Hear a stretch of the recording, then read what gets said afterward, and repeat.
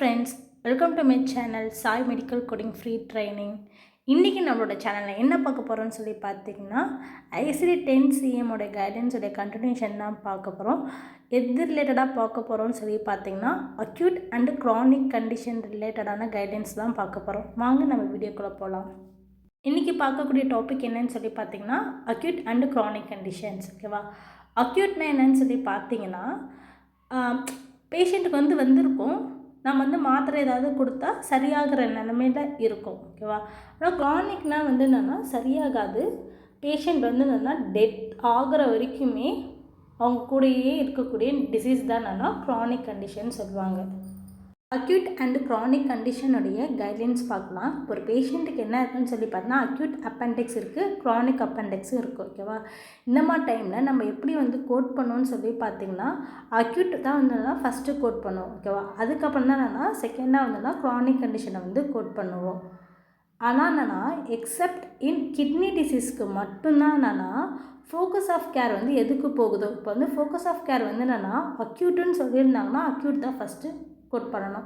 ஆனால் இப்போதைக்கு என்னென்னா சிகேடினா என்னென்னு சொல்லி பார்த்தீங்கன்னா ஃபுல் ஃபார்ம் என்னென்னா க்ரானிக் கிட்னி டிசீஸ். ஓகேவா? ஃபோக்கஸ் ஆஃப் கேர் என்னென்னா சிகேடிக்கு போச்சுன்னா சிகேடி தான் நம்ம ஃபஸ்ட்டு கோட் பண்ணுற மாதிரி இருக்கும். அக்யூட் அண்ட் க்ரானிக் கண்டிஷன்னா பெரிய கைட்லைன்ஸ் எல்லாம் இல்லை, இதுதான் கைட்லைன்ஸு. மோஸ்ட்லி நம்ம என்னென்னா க்ரானிக் கிட்னி டிசீஸ் தான் மோஸ்ட்லி கோட் பண்ணுற மாதிரி வரும்.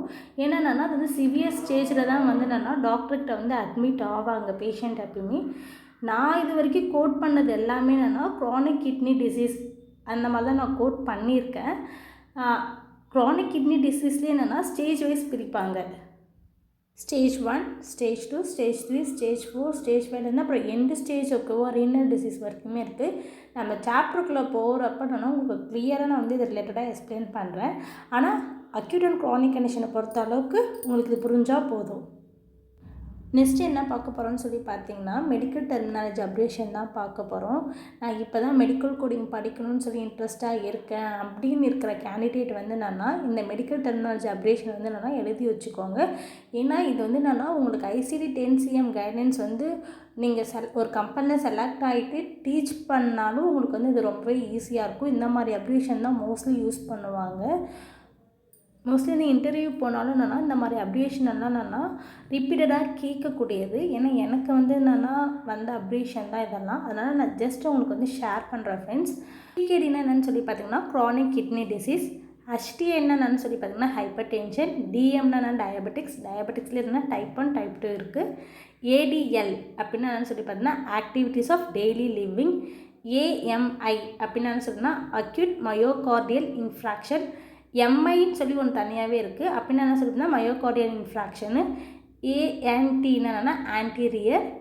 BIL பில் இல்லைனா பைலேட்ரல் அப்படி கேட்டாலேன்னா போத் சைட்ஸ். BKன்னா பிலோ நீன். இதுவே BKAன்னு சொல்லி வந்துச்சுன்னா பிலோ நீன் ஆம்பிடேஷன். இது முக்கியமானது. B/Bன்னு சொன்னால் பிளட் ப்ரெஷர்ஸ், இது எல்லாருக்குமே தெரியும். BPMன்னா பீட்ஸ் பர் மினிட். ஓகேவா? இந்த மாதிரி நிறைய அப்ரேஷன்ஸ் இருக்குது. உங்களுக்கு நான் டெய்லி ஷேர் பண்ணுறேன் கொஞ்சம் கொஞ்சமாக. மறக்காமல் இந்த மாதிரி அப்ரேஷன்ஸ் எல்லாம் நோட்ஸ் எடுத்துக்கோங்க. பிகினர்ஸுக்கு தான் நான் சொல்கிறேன். நெக்ஸ்ட்டு என்ன அப்ரேஷன் சொல்லி பார்த்தீங்கன்னா CHD தானேன்னா கொரோனரி ஹார்ட் டிசீஸ். இதுவே CHFன்னா கன்ஜஸ்டிவ் ஹார்ட் ஃபெயிலியர். CTன்னா என்னென்னா கம்ப்யூட்டர் டோமோகிராஃபி. CVA என்னென்னா செரிப்ரோவாஸ்குலர் ஆக்சிடென்ட். DXன்னா என்னென்னா டயக்னோசிஸ். CT, CVA, CHF. ஓகேவா? இந்த மூணு நான் இன்டர்வியூ அட்டன் பண்ணுறப்ப எனக்கு வந்த அப்ரிவேஷன்ஸ் இது. அதனால் இதையும் நான் ஷேர் பண்ணியிருக்கேன். உங்களுக்கு என்னோடய வீடியோ பிடிச்சிருந்துச்சுன்னா மறக்காமல் லைக் பண்ணுங்கள், ஷேர் பண்ணுங்கள், சப்ஸ்கிரைப் பண்ணுங்கள் ஃப்ரெண்ட்ஸ். Bye friends.